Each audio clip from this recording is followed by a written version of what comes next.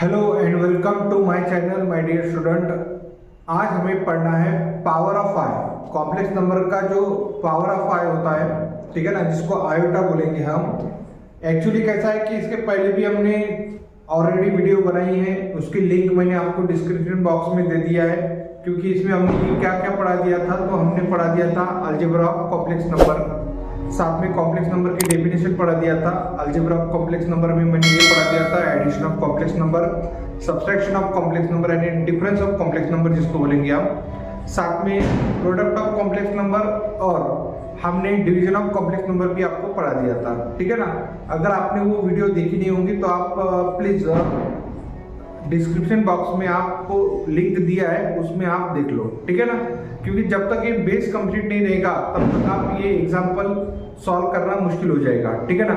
तो अभी हम क्या करेंगे, अभी हम पढ़ेंगे पावर ऑफ आई, ठीक है ना। तो पावर ऑफ आई क्या होता है, देखो यहाँ पर ये power of I, power of I यानी आयोटा होता है, ठीक है ना।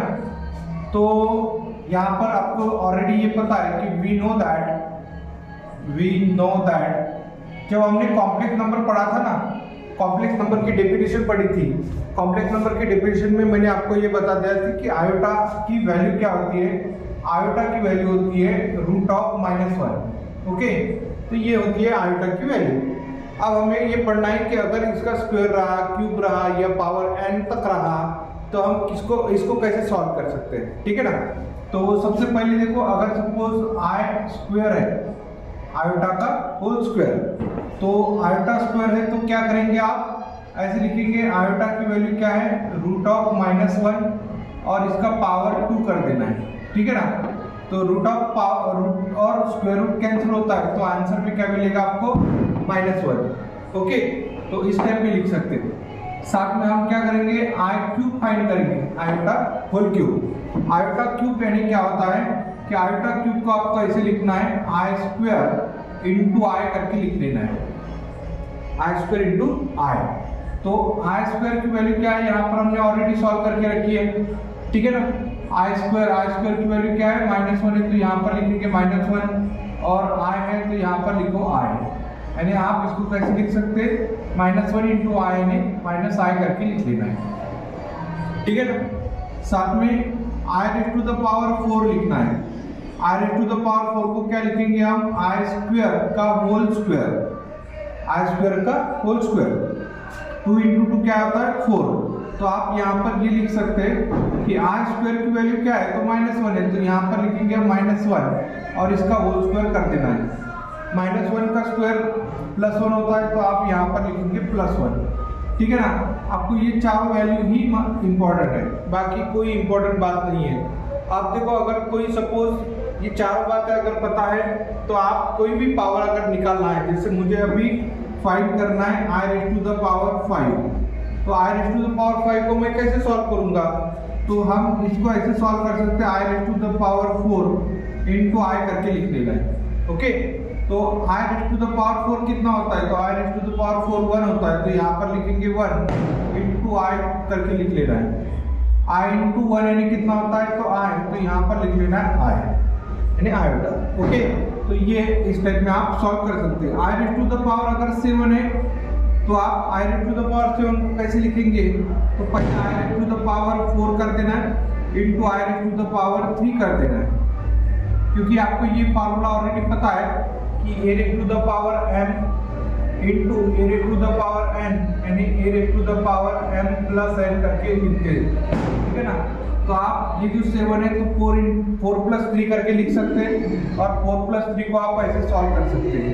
तो i⁴ यानी कितना होता है कि 1 होता है, तो यहाँ पर लिखेंगे 1, और आई क्यूब को क्या लिखेंगे, देखो आई क्यूब की वैल्यू -i होती है, तो यहाँ पर आप -i करके लिख लेंगे।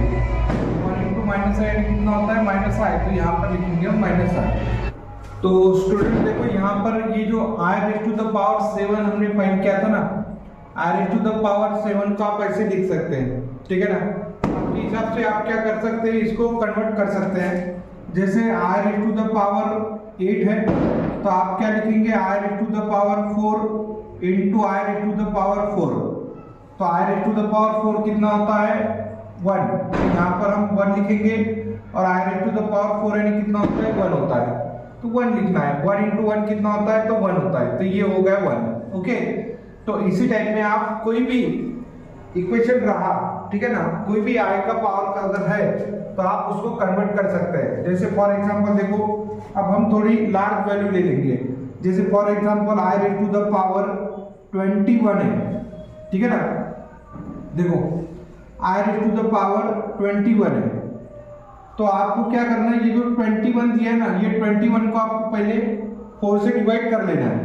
अगर हम 21 को अगर 4 से डिवाइड करते हैं तो 4 5 का कितना होता है 20 और रिमाइंडर कितना बचेगा 1। ओके, तो आप इसको ऐसे लिख सकते हैं i raise to the power 4 raise to the power 5 into i। Okay, तो यहाँ पर क्या है, देखो 4 5 का 20 और इसका पावर कुछ नहीं तो 1 होता है, 4 5 का 20 प्लस 1 21 होता है, तो 21 हो गया। ओके, तो आप क्या करेंगे, यहाँ पर i raise to the power 4 की वैल्यू हमें पता है कितनी है 1 है, तो यहाँ पर आप 1 पुट कर देंगे और पावर 5 है तो आप यहाँ पर पावर 5 पुट कर दो, ठीक है। सो i, तो यहाँ पर लिखना है i, तो 1 का पावर 5 यानी कितना होता है 1 ही होता है, और i है तो 1 into i यानी कितना हो जाएगा i। तो ऐसे हम इसको सॉल्व कर सकते हैं, ठीक है ना। तो इसके लिए अगर आप ऑब्जर्व करेंगे तो यहाँ पर 4 फार्मूले गिवन है, इन फार्मूले का यूज करके आप इक्वेशन को यानी i का पावर कुछ भी रहा 100 200 1000 वगैरह, तो आप उसको सॉल्व कर सकते हैं, ठीक है ना। तो ये फार्मूले क्या है, देखो यहाँ पर कुछ फार्मूले हैं जो फार्मूले हमें ध्यान में रखना है, ठीक है ना। तो फार्मूला क्या है, देखो i का पावर, ठीक है ना, 4 into k, ठीक है, i पावर 4 into k यानी कितना होता है तो 1 होता है, ठीक है ना, ये ध्यान में रखना है हमें। सपोज i का पावर 4k प्लस 1 अगर है तो हम इसको क्या लिखेंगे, i करके लिख लेना है। i का पावर 4k प्लस 2 में अगर आता है ना प्लस 2, तो आप इसको क्या लिखेंगे माइनस i करके लिख लेना है, ठीक है। इसका प्रूफ भी है, ठीक है ना, आप टेंशन मत लो। i का पावर 4k प्लस 3 अगर है तो आप इसको कैसे लिखेंगे, आप इसको लिखेंगे 4k प्लस 1, ठीक है ना, 1 i का पावर माइनस 2 यानी यहाँ पर क्या लिखेंगे -1, और यहाँ पर i का पावर ये जो है यहाँ पर लिखना है -i, ठीक है ना। अब इसका प्रूफ यानी क्या है, तो कोई एक एग्जांपल ले लेंगे और एग्जांपल से मैं बता दूंगा कि आपको उसको कैसे सॉल्व करना है। तो जैसे फॉर एग्जांपल देखो, अगर हमें यहाँ पर i का पावर 107 फाइंड करना है तो हम कैसे फाइंड करेंगे, ठीक है ना। i का पावर 107 अगर गिवन है तो कैसे फाइंड करेंगे, तो इसीलिए आप क्या करेंगे 107 को पहले 4 से डिवाइड कर देंगे, ठीक है ना, क्योंकि यहाँ पर देखो 4 into दिया है ना, तो आपको उसको 4 से डिवाइड कर लेना है।